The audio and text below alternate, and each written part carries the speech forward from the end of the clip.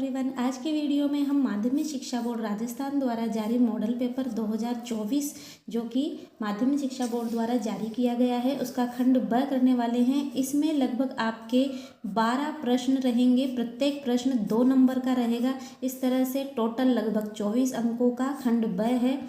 इससे पहले वाले वीडियो में हम खंड ए कर चुके हैं जिसमें आपके ऑब्जेक्टिव प्रश्न, रिक्त स्थान और छोटे प्रश्न थे। प्रत्येक प्रश्न 1 नंबर का था, तो लगभग 32 अंकों का खंड ए है। खंड ब और खंड ए टोटल मिलाकर लगभग 56 नंबर का रहेगा। तो चलिए आज का वीडियो शुरू करते हैं जिसमें हम खंड ब पढ़ने वाले हैं। परीक्षा से पहले अगर हम इस तरह से पेपर सोल्व करने की प्रैक्टिस करते हैं तो हम एग्ज़ाम हॉल में पेपर बहुत ही आसानी से हल कर पाएंगे। जितने आप सवालों की प्रैक्टिस करेंगे उतना ही आप पेपर को आसानी से कर पाएंगे। तो चलिए आज का वीडियो शुरू करते हैं। सेक्शन बी, सिद्ध कीजिए। प्रश्न नंबर 4, सिद्ध कीजिए कि √2 एक अपरिमेय संख्या है। देखिए ये सवाल हमने 1.2 के वीडियो में बहुत अच्छे से किया है और इन सवालों की एक ख़ास बात ये है कि ये सभी सवाल एक ही पैटर्न पर चलते हैं, चाहे √2 हो, √3 हो, √5 हो। इन सभी सवालों को हल करने का, सिद्ध करने का पैटर्न एक ही रहता है। देखिए हमसे कहा गया है कि सिद्ध कीजिए कि √2 एक अपरिमेय संख्या है। तो इसको हल करने के लिए माना √2 एक परिमेय संख्या है, तो √2 को बराबर में p/q के रूप में लिखेंगे, जहाँ q is not equal to 0। p और q में कोई उभयनिष्ठ गुणनखंड नहीं है। दोनों तरफ वर्क कर देंगे तो यहाँ पर √2 का वर्क करने पर √ हट जाएगा, 2 आ जाएगा। यहाँ पर p² / q² हो गया, ठीक है। और ये q² को इस 2 से गुणा किया तो 2q² = p²। इसको समीकरण नंबर 1 नाम दे दिया। 2 p² को विभाजित करता है, अतः 2 p को भी विभाजित करेगा।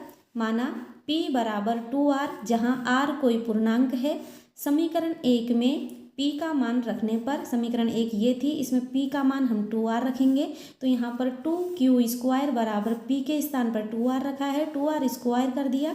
2q² बराबर इसका 2 का स्क्वायर 4, r का स्क्वायर r²। यहाँ पर 2 का भाग इधर लगा देंगे, पक्षांतरण करेंगे तो 4 में 2 का भाग देने पर 2 आ जाएगा। q² बराबर आया 2r²।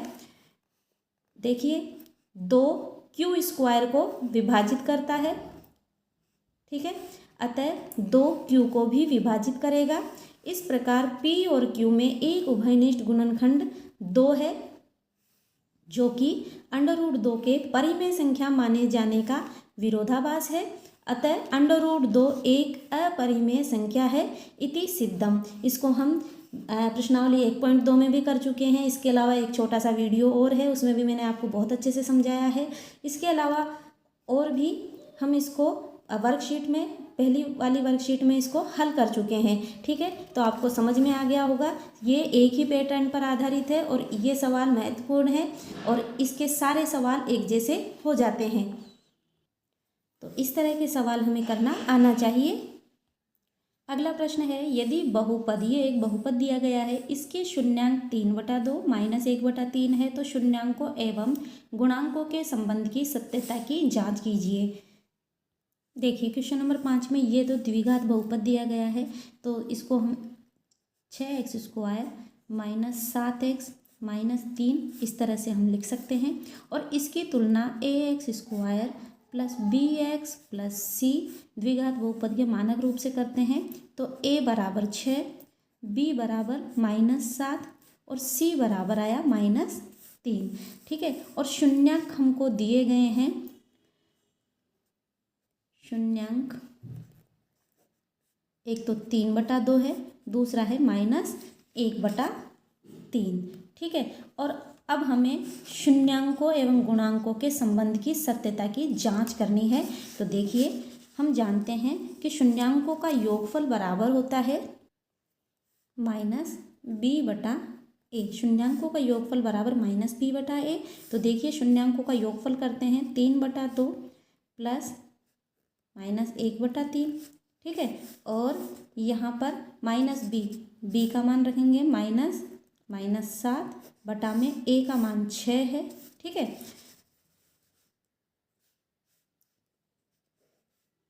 प्लस माइनस माइनस हो जाएगा और लघुत्तम आ जाएगा हमारे पास 6।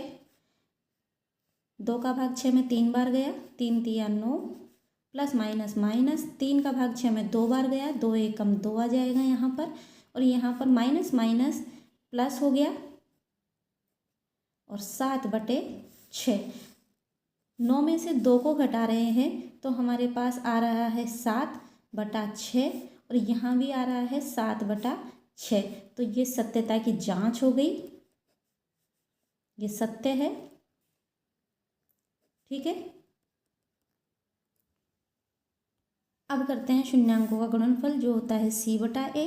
तो शून्यांक हमें दिए गए हैं 3/2 गुणा दूसरा शून्यांक है -1/3 गुणा करेंगे। देखिए c/a, तो c का मान रखेंगे, c का मान -3 है और a का मान 6 है। यहाँ पर -3 और बटा 6। ठीक है। अब देखिए 3 से 3 कट गया, यहाँ पर आया -1/2 बराबर 3 एकम 3, 3 दूनी 6, -1/2। दोनों तरफ बराबर आ रहे हैं, इसका मतलब ये सत्य है। तो यही सत्यता की जांच हमें करनी थी।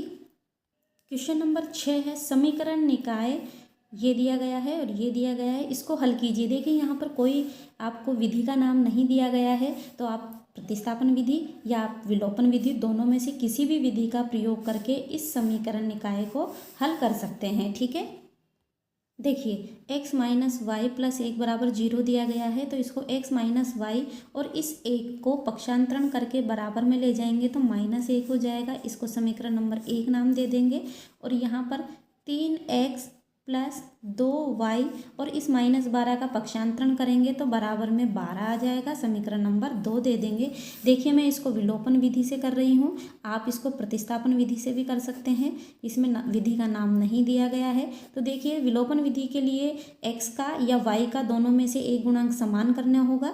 तो यहाँ पर हम समीकरण 1 को अगर 2 से गुणा कर देते हैं तो ये दोनों गुणांक समान हो जाएंगे y के। तो समीकरण 1 को 2 से गुणा करने पर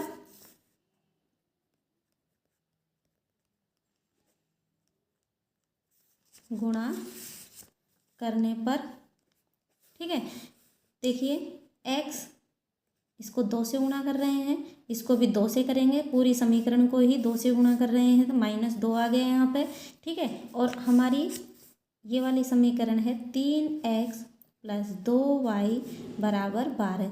समीकरण 1 और समीकरण 2, समीकरण 1 को 2 से गुणा किया है, अब इन दोनों को हम जोड़ रहे हैं। ठीक है। ये आपस में कैंसिल हो गया, प्लस माइनस है 0 बना देगा, जोड़ रहे हैं तो, और ये हो जाएगा 5x = 12 है, यहाँ -2 है तो हमारे पास 10 आ जाएगा। तो x बराबर आएगा 10/5, 5 दूनी 10, x बराबर आया 2। x का मान हमारे पास 2 आया है, हम समीकरण 1 में इसका मान रख देंगे। समीकरण 1 ये रही, इसमें x बराबर 2 रखेंगे तो y का मान आ जाएगा। ठीक है।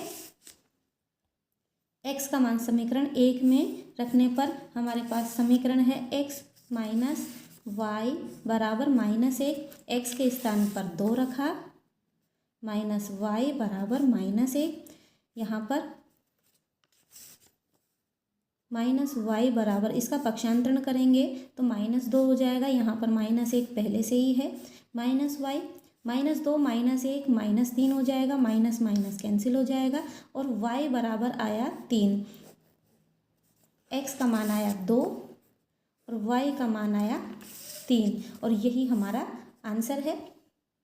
क्वेश्चन नंबर 7 है ABCD एक समलंब है जिसमें AB समांतर है CD तथा इसके विकर्ण परस्पर बिंदु O पर प्रतिच्छेद करते हैं, तो दर्शाइए कि AO बटा BO बराबर है CO बटा DO के। देखिए यह एक समलंब चतुर्भुज है, विकर्ण है AC BD जो O पर प्रतिच्छेद करते हैं। तो हम लिखेंगे, सबसे पहले दिया है ABCD एक समलंब चतुर्भुज है जहां AB समांतर है CD के। ये सब हमें प्रश्न में दिया गया है जो हमने यहाँ लिख दिया है। और विकर्ण AC BD O पर प्रतिच्छेद करते हैं, AC BD O पर प्रतिच्छेद करते हैं। ठीक है, के विकर्ण परस्पर O पर प्रतिच्छेद करते हैं। ये तो दिया हुआ है। ठीक है, हमें सिद्ध करना है, क्या सिद्ध करना है, AO बटा BO बराबर CO बटा DO। तो हमें सिद्ध करना है AO बटा BO बराबर है CO बटा DO के। तो देखिए यहाँ पर आप ध्यान से देखेंगे तो AO तो यहाँ आ रहा है, BO ये रहा और CO ये रहा और DO ये रहा। इसका मतलब ये वाला त्रिभुज DOC और त्रिभुज BOA हम यहाँ पर लेंगे। ठीक है, तो यहाँ पर उत्पत्ति में लिखेंगे AB समांतर है CD के, AC एक तिर्यक रेखा है। ठीक है, ये समांतर रेखाएं हैं AB और CD, तो AC तिर्यक रेखा है। ठीक है, तो त्रिभुज DOC और त्रिभुज BOA में देखिए यहाँ पर हम कोण दे रहे हैं नाम, कोण 1, कोण 2, कोण 3, कोण 4, कोण 5 और ये कोण 6। ठीक है, अब देखिए कोण 1 ये बराबर होगा कोण 4 के। क्यों होगा, क्योंकि देखिए एकांतर कोण बन रहा है, ये दो रेखाएं समांतर है और AC तिर्यक रेखा है और यहाँ पर Z बन रहा है। तो 1 बराबर है कोण 4 के, कोण 1 बराबर है कोण 4 के। क्यों बराबर है, क्योंकि एकांतर कोण है, एकांतर कोण। और देखिए कोण 2 ये बराबर है कोण 5 के, क्योंकि ये भी एकांतर कोण है, Z बन रहा है। कोण 2 बराबर है कोण 5 के, एकांतर कोण है। ठीक है, और देखिए ये कोण 3 बराबर है कोण 6 के, क्योंकि शीर्षाभिमुख कोण है। कोण 3 बराबर है कोण 6 के, शीर्षाभिमुख कोण है, शीर्षाभिमुख कोण। ठीक है, कोण कोण नियम से दोनों त्रिभुज समरूप होंगे। ठीक है, तो त्रिभुज DOC समरूप का चिन्ह है, ये समरूप है त्रिभुज BOA के। ए एंगल एंगल एंगल कोण कोण कोण नियम से।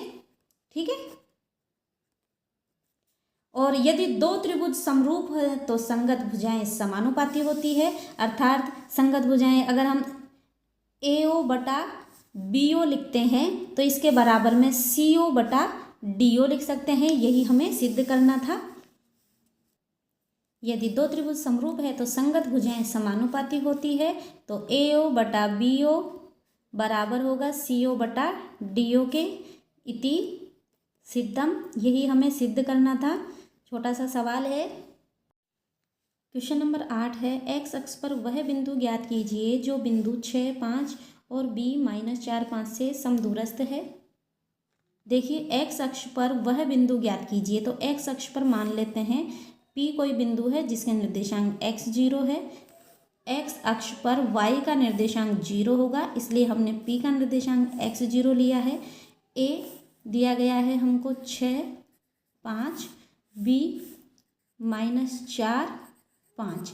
ये P बिंदु से समदूरस्थ है, अर्थात समान दूरी पर स्थित है। ठीक है, इसका मतलब ये हुआ PA बराबर है PB के। ठीक है, तो यहाँ दूरी सूत्र PA बराबर PB सूत्र एक ही रहेगा, x2 माइनस x1 का whole square plus y2 minus y1 का होल स्क्वायर, ये दूरी सूत्र होता है। तो इसको हम अप्लाई कर रहे हैं। देखिए PA निकाल रहे हैं, इसके लिए अंडर रूट, ये P है ये A है। ठीक है, तो 6 माइनस ये x2 हो जाएगा, ये x1 हो जाएगा, माइनस x किया, इसका स्क्वायर करेंगे, प्लस 5 माइनस 0, तो 0 का कोई मतलब नहीं है, तो 5 का स्क्वायर कर देंगे, बराबर करेंगे। PA बराबर PB लिख रहे हैं, अंडर रूट यहाँ इन दोनों में से PB तो -4 माइनस x का होल स्क्वायर प्लस 5 माइनस 0, तो 5 का स्क्वायर लिखेंगे। दोनों तरफ वर्ग कर देंगे, दोनों तरफ वर्ग करने पर स्क्वायर अंडर रूट हट जाएगा। दोनों तरफ वर्ग करने पर अंडर रूट हट जाएगा और आ जाएगा हमारे पास 6 माइनस एक्स का स्क्वायर प्लस 5 का स्क्वायर यानी 25 बराबर -4 माइनस एक्स का होल स्क्वायर प्लस 5 का स्क्वायर यानी 25। ये 25 और ये 25 दोनों बराबर में है तो पक्षांतरण करेंगे तो माइनस होकर 0 बना देगा। ठीक है, अब देखिए इसका स्क्वायर खोलते हैं। 6 का square 36 minus 2 Chheoki 12 x minus का चिन्ह आएगा प्लस एक्स स्क्वायर। ठीक है, बराबर इसको खोलेंगे। 4 का स्क्वायर माइनस 4 का स्क्वायर करेंगे तो 16 plus x square plus 8x। ठीक है, ये हमने किससे खोला है? a माइनस बी के होल स्क्वायर से खोला है। A square minus 2ab plus B square वाला फॉर्मूला यूज़ किया है। और यहाँ पर देखिए माइनस था, माइनस अगर दोनों में से कॉमन लेते हैं तो अंदर प्लस बचेगा और माइनस का स्क्वायर जो हमने कॉमन लिया है उसका स्क्वायर करने पर प्लस का हो जाएगा। तो इसको हमने इससे खोला है a square plus 2ab plus B square. ठीक है, अब हल करते हैं। एक्स स्क्वायर से एक्स स्क्वायर कैंसिल हो जाएगा। यहाँ पर 36 है, यहाँ पर 16 है। 36 इसका पक्षांतरण करके इधर ला रहे हैं तो -16 हो गया बराबर -12x उधर ले जाएंगे प्लस का हो जाएगा प्लस 8x। 36 में से 16 को घटाएंगे तो हमारे पास आ जाएगा 20 प्लस का 20 और 12x और 8x इन दोनों को जोड़ेंगे तो 20x हो जाएगा। 20 से 20 कैंसिल हो जाएगा तो x बराबर आया 1। ठीक है, यहाँ पर 20 से 20 कैंसिल करने का मतलब है x बराबर, जब इस 20 का पक्षांतरण कर रहे हैं तो 20 और ये गुणा में था तो बटा में जाएगा, बटा में 20 गया तो 20 एक बार कटा तो इसलिए x बराबर 1 आया हमारा आंसर। ठीक है, और p के निर्देशांक हमने माने हैं x 0 तो p के निर्देशांक x का मान 1 है और दूसरा y का निर्देशांक 0 है तो ये हमारा आंसर हो गया। अगला प्रश्न है क्वेश्चन नंबर 9। किसी त्रिभुज ABC में AB बराबर 24 सेंटीमीटर, BC बराबर 7 सेंटीमीटर तथा कोण B बराबर 90 डिग्री है तो साइन A व साइन C का मान ज्ञात कीजिए। देखिए यह एक समकोण त्रिभुज है। ठीक है, कोण B 90 डिग्री का है, AB 24 सेंटीमीटर दिया गया है और BC 7 सेंटीमीटर है। देखिए यह एक समकोण त्रिभुज है, कोण B 90 डिग्री दिया गया है, कोण B 90 डिग्री है। हमसे साइन A का मान पूछा गया है तो यहाँ पर ये कोण A हुआ, इसके सामने वाली भुजा लंब होगी और ये आधार होगी। 90 डिग्री के सामने वाली भुजा कर्ण, शेष बची भुजा कर्ण रही। तो हमें साइन A ज्ञात करना है तो देखिए हम जानते हैं कि लाल बटा कक्का से लंब बटा कर्ण साइन A बराबर लंब बटा कर्ण होता है। तो हमारे पास लंब है, कर्ण हमें चाहिए तो पाइथागोरस प्रमेय लगाएंगे। पाइथागोरस प्रमेय होती है कर्ण स्क्वायर बराबर आधार स्क्वायर प्लस लंब स्क्वायर। ठीक है, तो यहाँ पर हम देखिए कर्ण हमें ज्ञात करना है, आधार है हमारा 24, 24 का स्क्वायर करेंगे प्लस लंब है 7, 7 का स्क्वायर करेंगे। ठीक है, 24 का स्क्वायर करेंगे तो हमारे पास आया 576 और 7 का स्क्वायर 49। दोनों को जोड़ देंगे, जोड़ने पर हमारे पास आया 625। ठीक है, ये आया कर्ण स्क्वायर। ठीक है, हमें कर्ण का मान ज्ञात करना है तो स्क्वायर को जब हटाएंगे तो अंडर रूट लग जाएगा, अंडर रूट 625। ठीक है, प्लस माइनस कर्ण बराबर 625 का वर्गमूल निकालेंगे 25 आएगा। हम यहाँ पर भुजा ले रहे हैं कर्ण तो धनात्मक लेंगे तो कर्ण का मान 25 आया। तो साइन ए बराबर है लंब बटा कर्ण, लंब हो गया 7 और कर्ण का मान हमने निकाला है 25। ठीक है,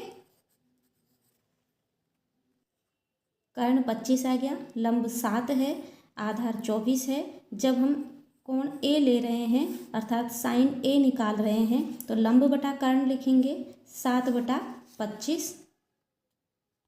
साइन ए बराबर 7/25। अब देखिए हमसे साइन सी का मान पूछा गया है। तो अब कोण हमारा ये है तो इसके सामने वाली भुजा लंब होगी और ये आधार होगा और ये कर्ण रहेगा। कर्ण हमारा 25 था। ठीक है, और बी सी का मान हमें दिया गया था 7, तो ये तो 7 ही रहने वाला है।